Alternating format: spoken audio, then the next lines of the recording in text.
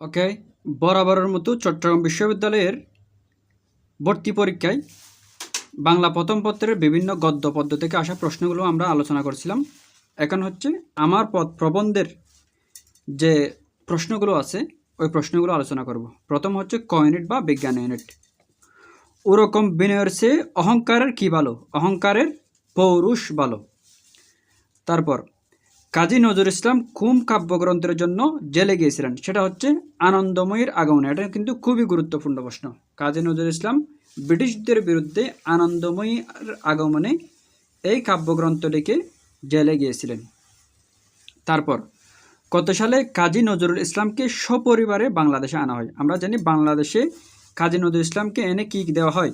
তাকে জাতীয় কবি হিসেবে সম্মান দেওয়া হয়। তাহলে সেটা কত সালে? সেটা 1972 সালে এনেছিলেন শেখ মুজিবুর রহমান। এবার হচ্ছে খ ইউনিটের প্রশ্ন, অর্থাৎ মানববিদ্যার। আত্মাকে চিনলে আত্মনির্ভরতা আসে, এটি কার উক্তি? এটি হচ্ছে কাজী নজরুল ইসলামের উক্তি। আত্মাকে চিনলে আত্মনির্ভরতা আসে, সেটা হচ্ছে কাজী নজরুল ইসলামের উক্তি, যেটা কোন প্রবন্ধে? আমার পথ প্রবন্ধে তিনি বলেছেন। এবার হচ্ছে 50 নম্বর প্রশ্ন। কাজী নজরুল ইসলাম কত বছর বয়সে লেঠুর দলে যোগদান করেন? লেঠুর দল অর্থ হচ্ছে ছোটো ছোটো ছেলেমেয়েরা, ওই যে যাত্রা গানের মতো ছোটো ছোটো ছেলেমেয়েরা দল বেঁধে কী করে গান করে, ওটা হচ্ছে লেঠুর দল। ওই লেঠুর দলে তিনি যুক্ত হন হচ্ছে 12 বছর বয়সে। আমার পথ প্রবন্ধে কোন রাজনৈতিক ব্যক্তিত্বের কথা উল্লেখ আছে? সেটা হচ্ছে মহাত্মা গান্ধীর কথা কি আছে? উল্লেখ আছে। যে কীভাবে উল্লেখ আছে সেটা হচ্ছে, আমি আছি এই কথা না বলে সবাই বলতে লাগলাম গান্ধীজি আছেন। অর্থাৎ পরনির্ভরতার কথা উল্লেখ করতে গিয়ে এই মহাত্মা গান্ধীটির কি উক্তিটি কি করেছেন? তিনি এখানে উল্লেখ করেছেন। কাজী নজরুল ইসলামের কাব্যগ্রন্থ নয় কোনটি? কাজী নজরুল ইসলামের কাব্যগ্রন্থ নয় হচ্ছে অগ্নিবীণা তো অবশ্যই তার কাব্যগ্রন্থ, প্রলয়শিখা, চক্রবাণ, এই তিনটা কিন্তু তার কাব্যগ্রন্থ। তাহলে মহাশ্মশান এটা কিন্তু কায়কোবাদ লিখেছেন। মহাশ্মশান এটা হচ্ছে কায়কোবাদ লিখেছেন, তাহলে এটি কাজী নজরুল ইসলামের কাব্যগ্রন্থ নয়। 53 নম্বর প্রশ্ন হচ্ছে, কোন লেখককে ভারত সরকার পদ্মভূষণ উপাধিতে ভূষণ করেন? পদ্মভূষণ উপাধিতে ভূষিত করেন কোন লেখককে? কাজী নজরুল ইসলামকে পদ্মভূষণ উপাধিতে ভূষিত করেন। তারপর বাংলা সাহিত্যের প্রথম পত্র উপন্যাস রচয়িতাকে? বাংলা সাহিত্যের প্রথম পত্র উপন্যাস রচয়িতাকে? পত্র উপন্যাস বলতে পত্রের আকারে বা পত্রের উপর নির্ভর করে যে উপন্যাস রচনা করা হয় সেটা হচ্ছে পত্র উপন্যাস। এটি বাংলা সাহিত্যে সর্বপ্রথম রচনা করেন কে? কাজী নজরুল ইসলাম। না বুঝে বুঝার ভণ্ডামি করে 5 জনের শ্রদ্ধা প্রশংসা পাবার লোক আমি কোনোদিনই করব না। প্রশংসা পাবার লোভ আমি কোনোদিনই করব না, এটা কে বলেছেন? এটা বলেছেন কাজী নজরুল ইসলাম। অনেক সময় খুব বেশি বিনয় দেখাতে গিয়ে নিজের সত্যকে অস্বীকার করে ফেলা হয়। বাক্যটি কোন রচনার অন্তর্গত? সেটা হচ্ছে আমার পথ রচনা বা আমার পথ প্রবন্ধের অন্তর্গত। এবার আসি ঘ ইউনিটের প্রশ্নগুলোতে। আশা করি দেখা যাচ্ছে। প্রথম প্রশ্ন, কাজী নজরুল ইসলামকে কোন কবিতার জন্য কারাবরণ করতে হয়? কাজী নজরুল ইসলামকে কিন্তু আনন্দময়ের আগমনে এই কবিতার জন্য কারাবরণ করতে হয়, যেটা আমরা আগেও জানতে পারছি। এখানে কাজী নজরুল ইসলাম কত সালে সৈনিক হিসেবে বাঙালি পল্টনে যোগ দেন? সেটা হচ্ছে 1917 সালে। এই সালটা মনে রাখবা, কারণ 1914 থেকে 1918 কি হয়? প্রথম যুদ্ধ হয়। এই প্রথম যুদ্ধতে ব্রিটিশের হয়ে যুদ্ধ করার জন্য কিন্তু এখানে বিভিন্ন পল্টনে ভাগ করে ব্রিটিশরা সৈন্য নিতে থাকে। এখানে কাজী নজরুল ইসলামও যোগ দেয়। সেটা কত সাল ছিল? 1917 সালে। অর্থাৎ প্রথম বিশ্বযুদ্ধে যোগদানের জন্য কিন্তু তিনি ওই বাঙালি পল্টনে যোগ দেন 1917 সালে।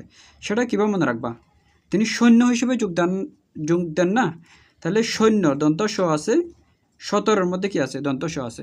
তাহলে সৈন্য হিসেবে যোগ দেন 1917 সালে।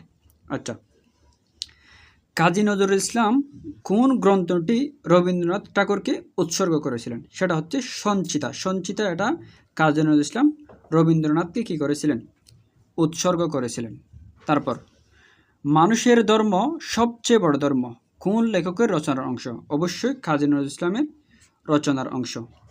কাজী নজরুল ইসলাম কত বছর বয়সে দুরারোগ্য ব্যাধিতে আক্রান্ত হন? সেটা হচ্ছে 43 বছর বয়সে তিনি দুরারোগ্য ব্যাধিতে আক্রান্ত হন, তিনি বাকশক্তি হারিয়ে ফেলেন। তারপর কাজী নজরুল ইসলামের কোন গ্রন্থটি বাজেয়াপ্ত হয়েছিল? বাজেয়াপ্ত অর্থ হচ্ছে সরকার কর্তৃক বাজার থেকে তুলে নেওয়া। বাজেয়াপ্ত অর্থ কি? সরকার কর্তৃক বাজার থেকে তুলে নেওয়া। সেটা কোন গ্রন্থটি? এখানে কিন্তু একটাও উত্তর নাই। যথাক্রমে কাজী নজরুল ইসলামের যে গ্রন্থগুলো বাজেয়াপ্ত হয়েছিল সেটা হচ্ছে বিষের বাসি, বাঙ্গার গান, প্রলয়শিকা, যোগবাণী, চন্দ্রবিন্দু, যার একটাও কিন্তু এখানে নাই। তাহলে এটা হচ্ছে ব্লাঙ্ক উত্তর, এটার কোনো উত্তর হবে না। বিশ্ববিদ্যালয়ের প্রশ্নগুলোতে এভাবে ফাঁদে ফেলার জন্য কিছু প্রশ্ন করে। কত সালে কাজী নজরুল ইসলাম মৃত্যুবরণ করেন? কাজী নজরুল ইসলাম মৃত্যুবরণ করেন আমরা জানি 1974 সালে। আমি আছি এই কথা না বলে সবাই বলতে লাগলেন গান্ধীজি আছেন, এই পরালম্বনে আমাদের নিষ্ক্রিয় করে ফেললে, একেই বলে সবচেয়ে বড় দাসত্ব। এই কথাগুলো কার প্রবন্ধে লেখা? এই কথাগুলো হচ্ছে কাজী নজরুল ইসলামের প্রবন্ধে লেখা, অবশ্যই আমার পথ প্রবন্ধে লেখা। এবার আরও কিছু প্রশ্ন। আমার পথ প্রবন্ধে দাসত্ব বলতে কি কাকে বোঝানো হয়েছে? আমরা জানি দাসত্ব বলতে কিন্তু পরনির্ভরতাকে বোঝানো হয়েছে, অন্যের উপর নির্ভরতাকেই দাসত্ব বোঝানো হয়েছে। আমার পথ প্রবন্ধে নজরুল স্বাধীনতা অর্জনের লক্ষ্যে কোনটিকে বিশেষ গুরুত্ব দেন? অর্থাৎ স্বাধীনতা অর্জনের জন্য প্রথমে কি আনতে হবে নিজের ভিতর? সেটা হচ্ছে আত্মনির্ভরশীলতা, নিজের উপর নির্ভরশীলতা, কনফিডেন্স। এটা কি আনতে হবে?